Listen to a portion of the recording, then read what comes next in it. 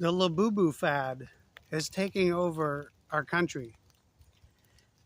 Young children and even adults now are engaging in really questionable activities to both acquire these Labubus and to do the rituals that are associated with them. So if you just check TikTok, it's a big trend of unboxing Labubus and the rituals that are attached to it. Some call them demonic rituals. But if we look at this in the context of previous fads, such as Pokemon or Bored Ape memes, these are just passing fads. And it's interesting to note how they come about, how they become popular, and how they fade in popularity over time.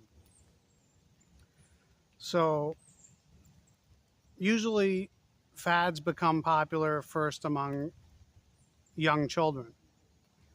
They have minds that are open to new things, and they latch on easily to new things. So, very impressionable minds that are open to getting attached to some new kind of fad or new kind of doll.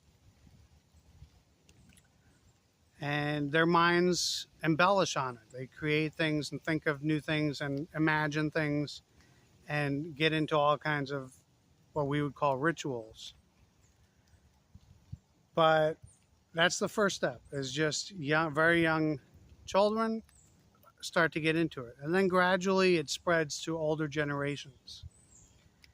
And by the time someone my age hears about it, it's probably not even a trend anymore.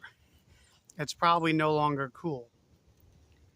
There was a South Park episode where the kids get very attached to, I forget what the craze was, but as soon as their parents got into it, they immediately realized this is not cool anymore.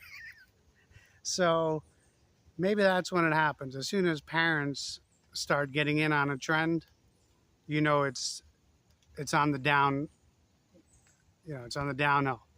The trend is going to become less popular and less popular until finally it's gone. So if you're looking for trends, you always got to catch them when they're with the young people only and on the upswing. So eventually the fad will fade into nothing. Some people will still have big collections of rare Labubus, and most people will have forgotten about them. And then there will be some new fad, some other item that children get interested in, create a whole bunch of mystique around and a whole folklore around, and then it'll be over. If you look back at your childhood, there were things in your childhood where you got fascinated by whatever it was, whether it was Star Wars or whatever it may be. Game of Thrones or Lord of the Rings, any kind of fad that you got into. Maybe it was Marvel Comics or Marvel movies. Doesn't matter. The bottom line is fads come, they stay for a while, and then they pass away. And you have to try and be like the village preacher in Oliver Goldsmith's poem, The Abandoned Village, where he describes this preacher as unpracticed he to fawn or seek for power by doctrines fashioned to the varying hour. The hours are varying, they always change, and means of gaining power are always subject to these fads. So if you want to gain influence, right now you have to be in Labubus or something similar. Always have to be jumping on the trend in order to have the power of that moment.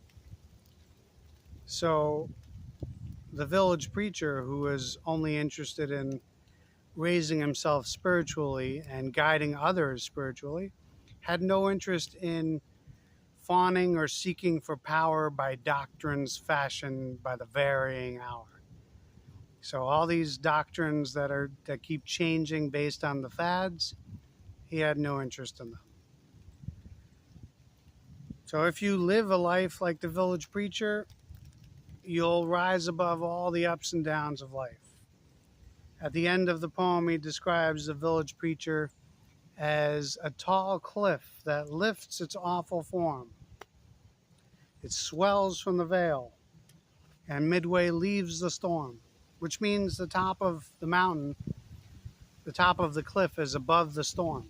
It's not affected by the vicissitudes of weather, by the wind blowing, by the sun or the rain or the snow or the ice or the hail. It's always exposed in direct contact to the sun. So he says that the village preacher is like a tall cliff that lifts its awful form, swells from the vale, from the valley, and midway leaves the storm. In the middle of the mountain, it's above the storm. Though round its breast the rolling clouds are spread, eternal sunshine settles on its head.